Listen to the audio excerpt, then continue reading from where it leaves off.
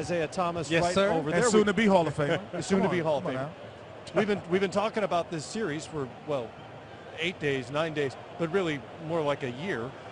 First impressions of what we saw here in Game 1. Wow. First of all, Golden State came out with a sense of purpose, and their best players, Durant and Curry, just setting the tone, really establishing the tempo, playing with some force and energy. It was an impressive first game, although it's just one game. One game. And, of course, they dominated last year this time. Yep. But Durant and his impact was definitely felt here in Game 1. The thing that stuck out to me most in this game was, Golden State got up, 20 more shots. They got up 106 shots, to Cleveland's 86. And if you're getting up 106 shots in a game, the pace is fast. And for the Warriors, if you get 106 attempts, you're going to beat anybody. And they did tonight. And then Cleveland had 20 turnovers. Yeah. So they just weren't ready to play this type of game tonight. Well, the one thing that you notice in the Eastern Conference, the Cavaliers are so much more athletic and so much faster. But that was the difference here. The athleticism was matched. So, yeah, LeBron James, Kyrie Irving, great adjusters. They can adjust to the different pace and speed of the game. But there were no counterpunches here. These are guys who throw punches, they come at you, and they come at you relentlessly. Now, you just have to maybe switch up because it's no longer a southpaw. All of these things, all of my boxing references that I can think of, that's what's happened today.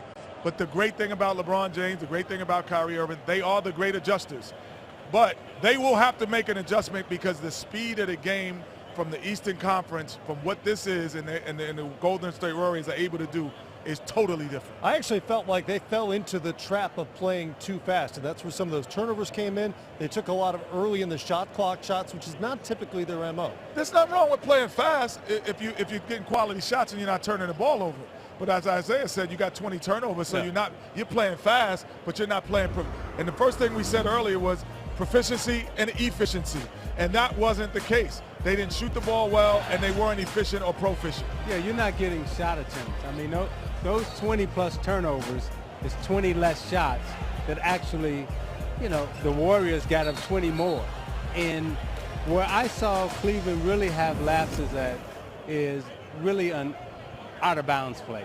Under and side out of bounds, when you let a team consistently score against you and under out of bounds, that means that concentration-wise, it is really lacking. The worst thing that a basketball team can do, particularly in a playoff game, is let a team score under out of bounds or side out of bounds. Those are the things that coaches and players really take pride in. It was about 11 months ago that Kevin Durant made the decision to come here to Golden State and play with this juggernaut offense. He was the best player on the floor tonight. And guys, looking back on it, he didn't wind up with any turnovers, but I'm not sure he made a mistake tonight in terms of a read. He missed some shots, obviously, but that's going to happen. But in terms of a poor shot, a shot he shouldn't have taken, a pass he didn't make. Right. Well, when you're playing in your rhythm, the mistakes are going to be far and few. Defensively and offensively, I think, and Isaiah said this in the green room earlier, the dunks that he was allowed to get here early fueled him because now you're shooting 9 for 11, so it's kind of like free money. So now you're shooting with a freedom that you probably didn't have earlier if you don't get those dunks. So for me, watching him get those early dunks, and this was the decision all night. Do you give up a dunk or do you give up an opportunity for a three-point shot? Right. And they said, no, we'll give the dunk and we won't even give you the opportunity. He had 6 dunks in the first half. And I love his aggressiveness attacking the basket as we saw in that clip. He didn't settle. He mixed and matched, obviously in transition, making the right read. Poor transition defense by Cleveland. Isaiah, we saw this a couple of times here tonight. And Kevin Durant, too good a player. You can't give him open looks. His confidence is just going to be sky high. And so he was aggressive, attacking. And I love what he did on defense, too. His length at the rim with LeBron. But he's a decision maker. He's a guy that can make plays in the open court, in the half court.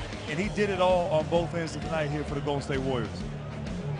Yeah, I think the other thing is, as we have one of the players from Golden State, I think his name is Draymond Green, sits down. I'm pretty sure it is. Yeah, I think it is. But I think the one thing, Draymond, that we saw was, and I was talking about efficiency. I think at times we've seen you guys, over the years, these 3 years run, be really great, and sometimes you're loose with the basketball. We didn't see the looseness with the basketball that we have seen, and when those leagues got to 15 to 16 or 12, they stayed there. Yes. That was huge for us. One thing that we talked about coming into this series is one of the keys, one of the top two keys is to take care of the basketball.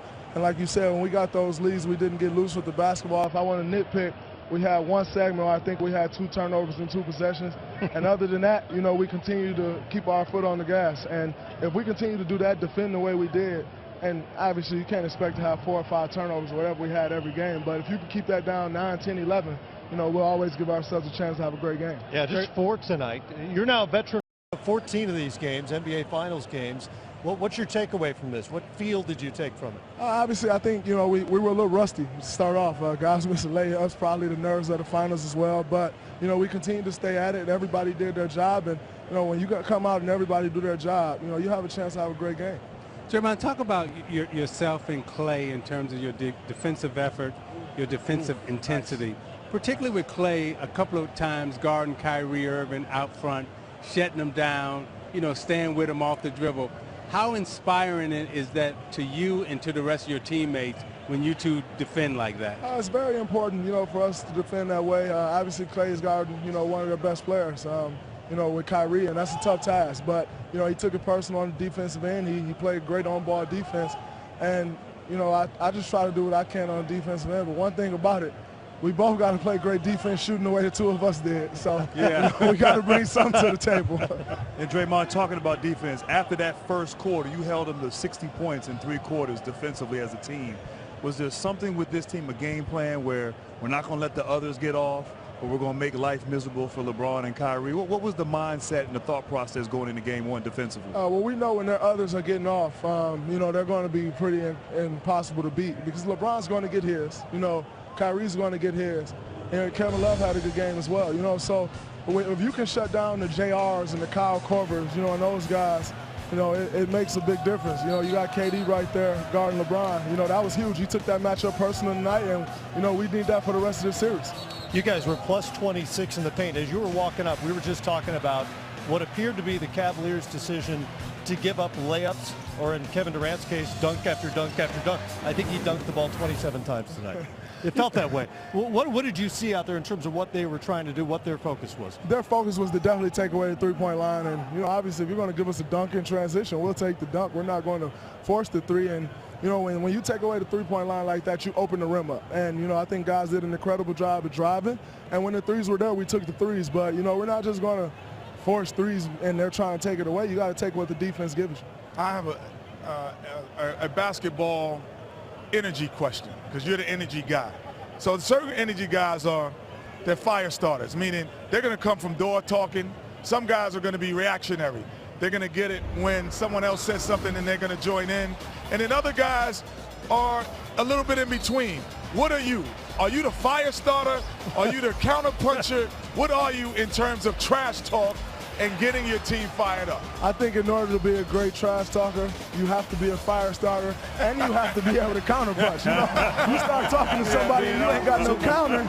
All of the above. Exactly. All of the above. Exactly. And that's because your job, would you say that? But sometimes when you're the scorer or something else on the team, you don't have time to do that.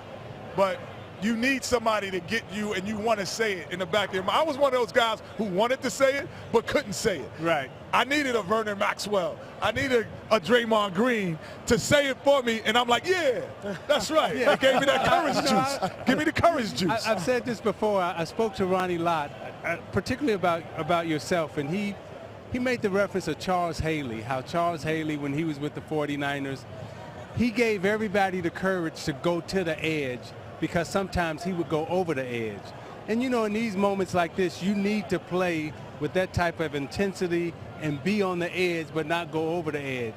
Now, the question I got for you now is with your coach, with Mike Brown, because this is his first time in this series.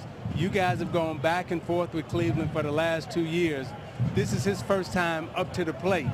How did y'all get him ready to coach this game? One thing about Mike B is he's a professional. You know, he's one of those guys, he's at work early, he's at work late, he's always preparing, you know, for the moment. And, you know, the great thing about it is this isn't his first finals. You know, he's been there before, ironically, with the Cavs, you know, but it's not his first go-around. And, you know, I think the main thing is he just stayed the course. You know, he didn't come out and try to do anything spectacular from what he's been doing, you know, since he's taken over the helm. And I think that's great. You know, it's on us to go out and play the game, you know, and, you know, execute the game plan that he gives us. And it's on him to just continue to stay poised. And I think he's done a great job of that, you know, and as long as he continues to do that, we'll continue to follow his lead and try to be great. So speaking of lead and leadership, right, you are the leader of this team in terms of emotionally, spiritually, and also, you know, verbal-wise. Your communication with Durant early in the season, now late in the season, how did you communicate with him in terms of getting him ready to play and compete and become a Warrior and not, you know, the OKC player? Well, I think, you know, the most important thing is just having trust in each other. You know, there have been many times where, you know, it breaks the internet of Draymond's yelling at Kevin, but he trusts me. He knows that I'm going to come, if I'm going to say something, that I'm going to say something that's going to try to better the team. And, you know, he'll come up to me and yell at me, but of course that'll never make the internet. That's just going to put me on there, which is fine. But, you know, to have a guy like Kevin Durant, who I think is one of the best players in the world, can take that. You know, some guys can't take that, and some guys are willing to take that. Yeah. But he's going to, you know, if you're going to yell at him, he's going to listen. He may say something back. But at the end of the day, we know we both want to win, and that's the most important thing. He's also figured out by now you yell at everybody at some point, Yeah, right? no question. That's true. I have another thing. The last thing I want to ask.